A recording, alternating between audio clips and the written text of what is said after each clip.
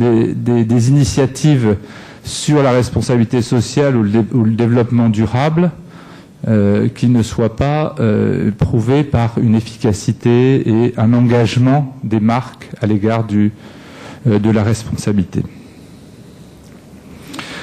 Voilà pour ce qui est des évolutions du consommateur. Donc, ça, vous voyez que c'est bien au-delà. Quand je parle d'une révolution, cette révolution de notre métier, elle repose sur le fait que nous avons à faire face à la fois, et on l'a vu, à un consommateur qui change très vite, parce que les mutations dont je parle, elles ont moins de 10 ans.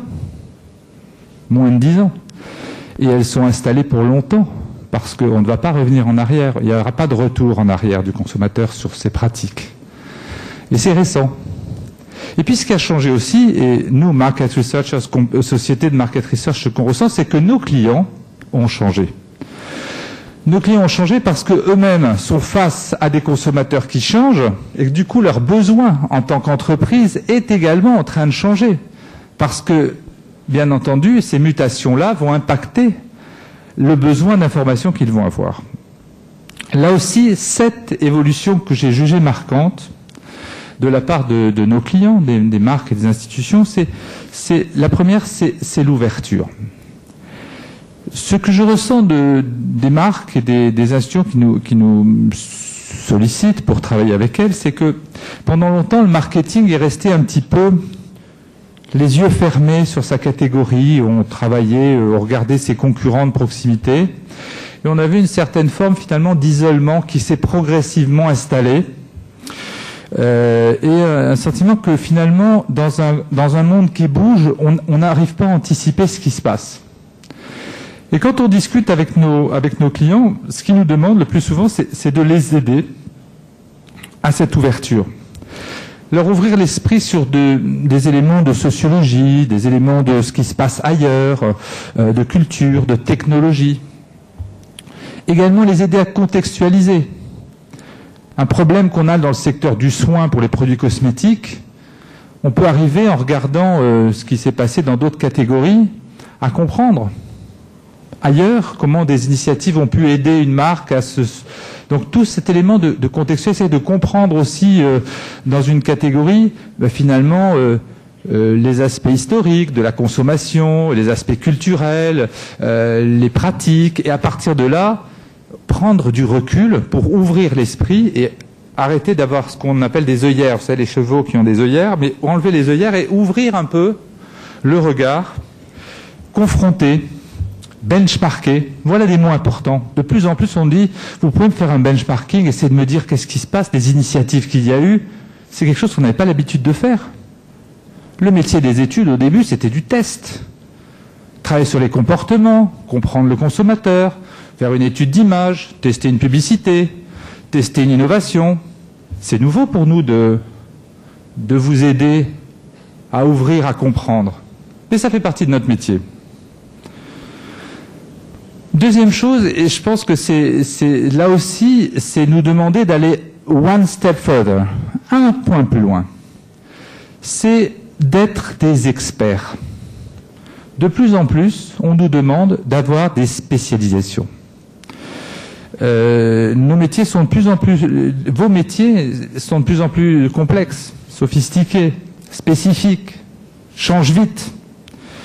Il faut faire face à des problématiques, à des enjeux de plus en plus pointus, spécifiques, et en plus avec un besoin de rapidité.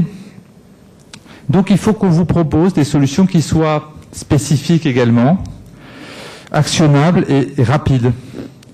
Donc c'est vrai que ce qu'il faut faire là, c'est toujours être avec des équipes expertes. Nous, ce que nous avons fait, par exemple à l'IFOP, je l'ai dit tout à l'heure rapidement, mais on a des équipes dédiées. On a IFOP Luxe, IFOP Média, IFOP Opinion Publique, IFOP Service, dans lequel on a même des spécialisations, les spécialistes de l'énergie, les spécialistes du transport, les spécialistes de l'argent et de la finance. De plus en plus, ces experts-là sont aussi, il faut qu'ils soient aussi experts que ceux des marques. Parce que le besoin d'information que les marques ont est un besoin d'hyper-spécialisation. Troisième élément, l'anticipation. Là, je pense que c'est un élément qui a beaucoup changé aussi. On était plutôt habituellement en situation de répondre à des questions. Aujourd'hui, on nous demande d'apporter de l'information qui vont aider, des informations qui vont aider les marques à comprendre avant. Un des enjeux de la réussite d'une marque, c'est d'être la première. La première à capter une nouvelle attente du consommateur, à capter une nouvelle pratique, à sentir une nouvelle tendance. Or, c'est pas si simple que ça quand on est directeur du marketing ou une équipe marketing dans les marques, d'avoir en même temps le regard pris par le business plan, les ventes, le packaging à créer avec l'agence, etc. Et en même temps, de regarder en avant.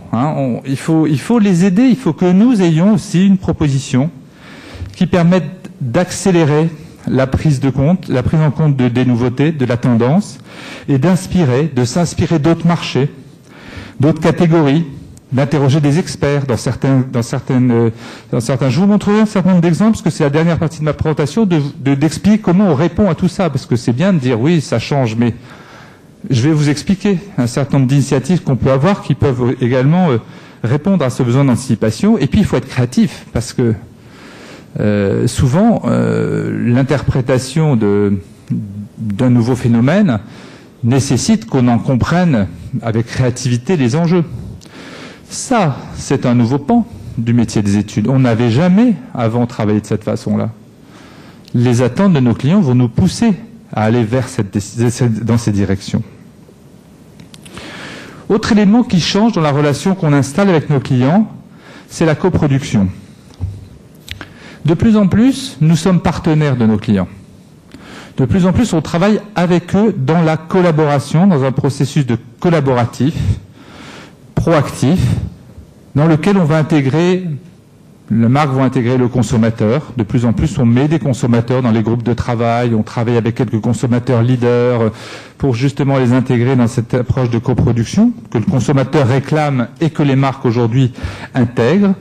De travailler avec nous aussi, on fait beaucoup de groupes de travail, d'ateliers, des choses qui nous permettent d'être plus en accompagnement, de façon à travailler très vite sur des solutions opérationnelles.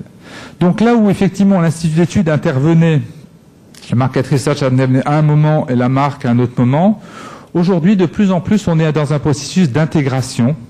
C'est pour ça que souvent les relations gagnantes entre une marque et un institut d'études sont des relations dans le temps, dans la durée.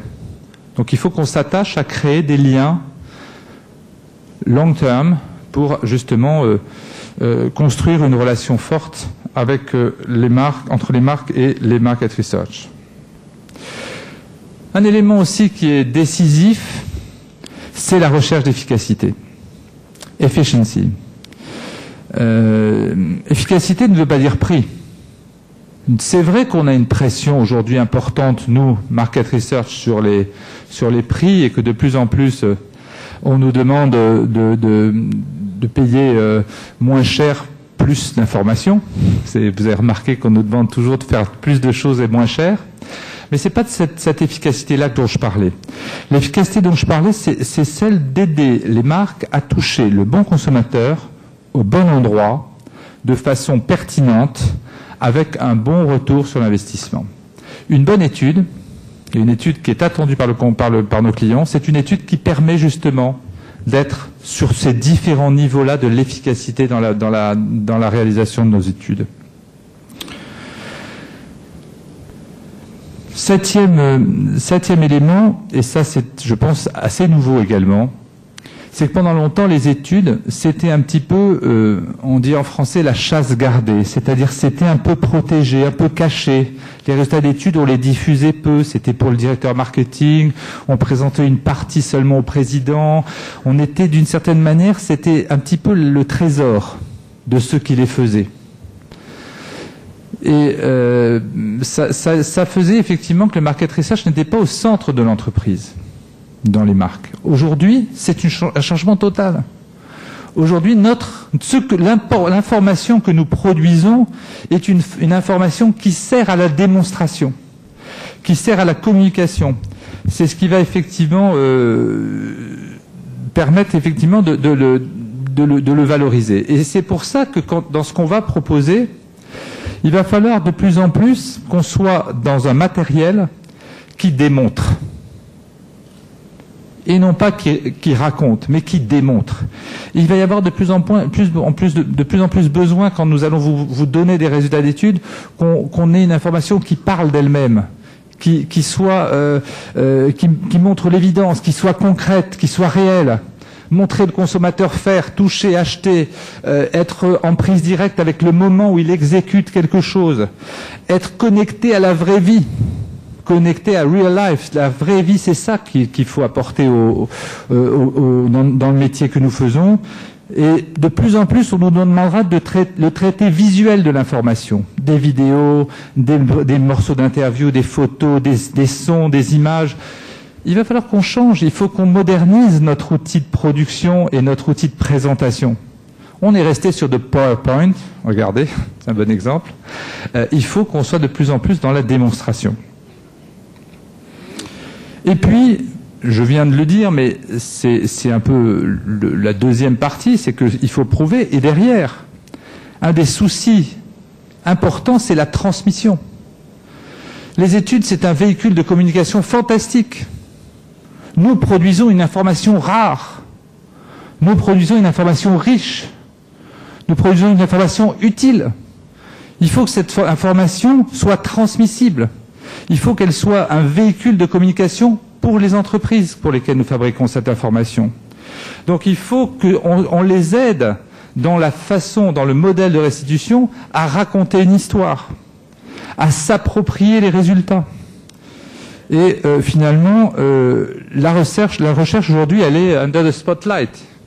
C'est-à-dire que c'est vraiment un élément important du dispositif d'action, de réflexion pour l'entreprise. Surtout si elle intègre tout ce que j'ai dit à préalable, c'est-à-dire la capacité d'ouverture, d'anticipation, d'immédiateté, de saisir l'information au bon endroit. C'est une mutation fondamentale des attentes de nos clients auxquelles nous devons faire face. Le consommateur change, nos clients changent, nous devons transformer notre métier. Et comment est-ce qu'on devra changer notre métier? Alors, on a subi récemment un changement majeur qui est celui du mode d'interrogation. En 2008, Internet est mondialement le premier mode de collecte de l'information. Depuis 2008. Je ne sais pas si vous savez qu'il y a 5 ans, c'était moins de 10%. Aujourd'hui, Internet a dépassé le téléphone, le face-à-face et les enquêtes postales. C'est une mutation technologique, nécessaire. Il y a des pays où on ne peut plus faire de face-à-face. Mais ce n'est pas de cette mutation-là que j'ai envie de parler aujourd'hui, parce qu'elle est déjà en route. Ce qui m'intéresse davantage, c'est de vous parler de ce que, finalement, on a pu intégrer, et je vais partager avec vous des expériences qu'on a pu faire. Ça m'intéressait de les partager avec vous parce que nous avons innové sur pas mal de choses, et je trouvais intéressant aujourd'hui, en parlant à Buenos Aires avec des gens du market research et des personnes des marques, finalement de vous montrer des choses qu'on a pu développer et qui pourraient vous inspirer sur la capacité que vous pourriez avoir de les développer. Effectivement, je crois que j'ai retenu une dizaine d'initiatives de marques, d'initiatives d'études, pour voir comment est-ce qu'on peut changer et s'adapter au changement des consommateurs et des clients.